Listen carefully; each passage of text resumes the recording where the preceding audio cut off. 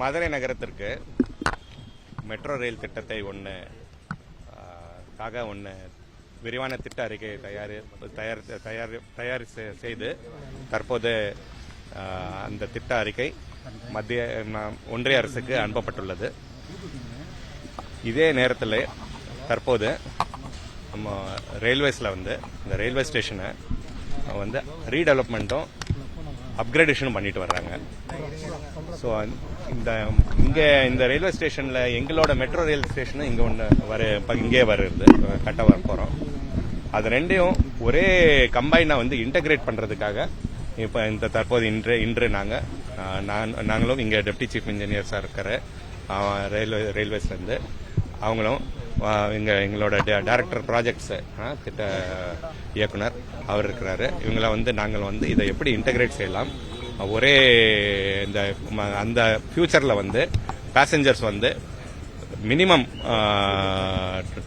டிஸ்டன்ஸில் ஒரு ஸ்டேஷன்லேருந்து இன்னொரு ஸ்டேஷனுக்கு எப்படி மூவ் பண்ணலாம், அதுக்காக நாங்கள் இந்த ஒரு ஸ்டடி. ரயில்வே ஒர்க்ஸும் உங்க ஒர்க்ஸும் டிஸ்டர்பன்ஸ் இருக்கிறதுனால தான் இந்த ஆய்வு சார், இல்லை எப்படிங்க? நோ டிஸ்டர்பன்ஸ் அதாவது ரெண்டு ஒர்க் நடக்கிறதுல பாதிப்பு? நோ கட்டுமான பாதிப்பு நாட் அட் ஆல், அப்படியெல்லாம் இல்லை. ரயில்வே ஸ்டேஷன்ல பேசஞ்சர்ஸ் மதுரைக்காரங்க வருவாங்க, வெளியூர்ல இருந்து வருவாங்க.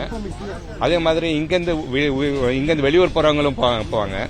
ஸோ மெட்ரோ ரயில் யூஸ் பண்ற யூசர்ஸ் இருக்காங்க. அவங்க மெட்ரோ ரயில்ல இருந்து ட்ரெயின்ல ரெகுலர் ரயில்வே ட்ரெயினை பிடிக்கிறதுக்கும், அதே மாதிரி வைஸ் வர்சா ரயில்வே ட்ரெயின்ல இருந்து நம்ம மெட்ரோ ரயில் பிடிக்கிறதுக்கும் ஒரு டிஸ்டன்சஸ் ஸ்டேஷன் டிஸ்டன்ஸ் தூரமா இருக்கக்கூடாது.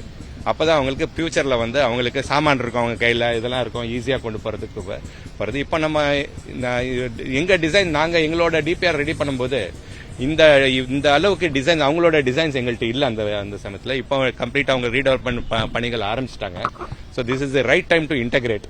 ஸோ இப்போ நாங்க எங்களோட டிசைனை அவங்களோட டிசைனோட இணைந்து எங்களோட டிசைன்ல மாற்றம் கொண்டு அவங்களும் மைனர் சேஞ்சஸ் கொண்டு வருவாங்க. நம்ம கம்ப்ளீட்டா இன்டகிரேட் பண்றதுக்காக அந்த ஸ்டடி தான் இப்போ பண்ணுறோம்.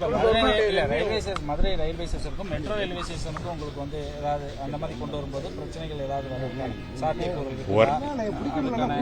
ஸ்டேஷன்ஸ் நீங்க இப்ப எப்படி கான்செப்ட் என்னன்னா மத்திய ரயில்வே ஸ்டேஷனு, அதாவது ரயில்வே ரயில்வேஸோட ரயில்வே ஸ்டேஷனும் மெட்ரோ ரயில்வே ஸ்டேஷனும் எல்லாம் இணைந்து காமனா தான் இருக்கணும்.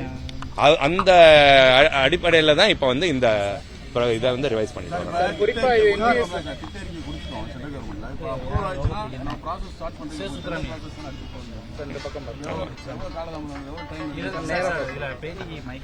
இல்ல நம்ம இந்த டீடைல்ஸ் நான் இப்ப பேச வேண்டிய விரும்பல இப்போ.